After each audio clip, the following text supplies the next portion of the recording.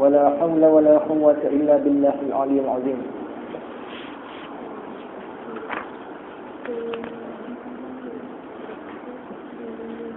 Pada kuliah yang lalu kita telah didedahkan dengan cerita golongan Riddah. Baik-baik sahaja Nabi Muhammad SAW wafat, 50% daripada umat Islam di tanah Arab telah kembali ke agama asal ataupun telah keluar daripada agama Islam. Itu baru baik-baik saja Nabi Muhammad wafat.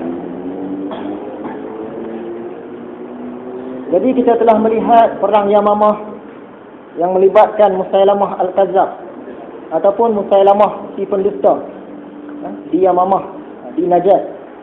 Kemudian perang Zafar yang dipimpin oleh seorang wanita yang bernama Salma.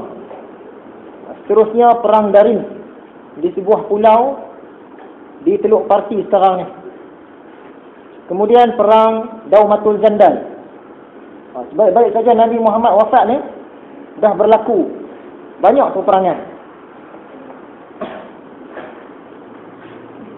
Kemudian seorang lagi Nabi palsu, Tulaihah dari Bani Asad, juga di Najd.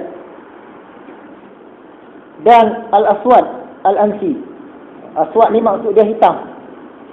Aswad Al-Ansi ni dia rupa dia hodoh. Jadi dia sentiasa memakai purdah walaupun dia lelaki. Dia sentiasa pakai purdah. Dan akhirnya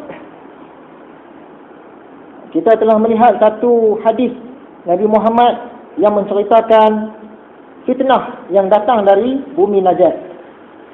Jadi insya-Allah hari ini kita akan sambung cerita tentang bumi Najd.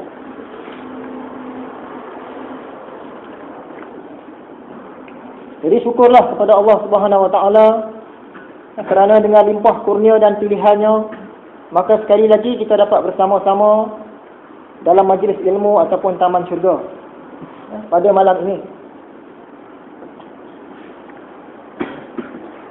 Buluh betung tongkat semambu buat menghalau si hantu raya.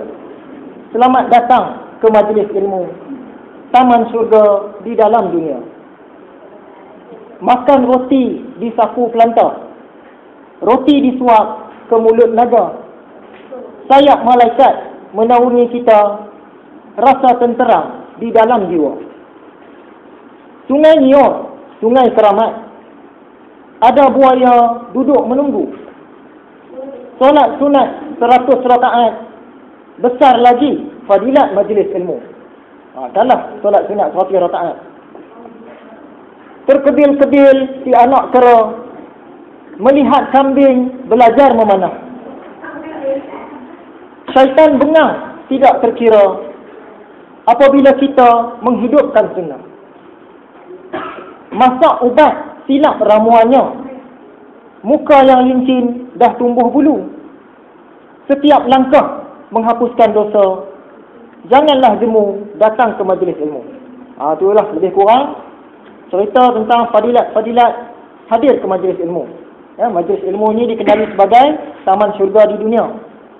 Kalau di dunia lagi kita sudah tidak suka untuk duduk di dalam taman syurga, maka bagaimana kita hendak berangan-angan nak dapat taman syurga di akhirat nanti.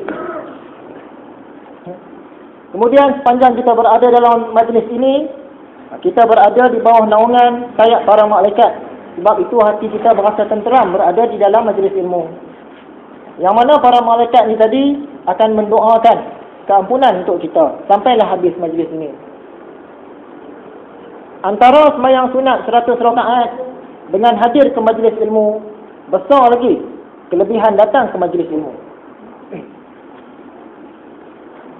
Jadi kita bersyukurlah kepada Tuhan banyak-banyak sebab memilih kita untuk berada dalam majlis ini. Setelah semalam kita mendengar cerita tentang Isra' wa Mi'raj daripada Ustaz Tuan Azman.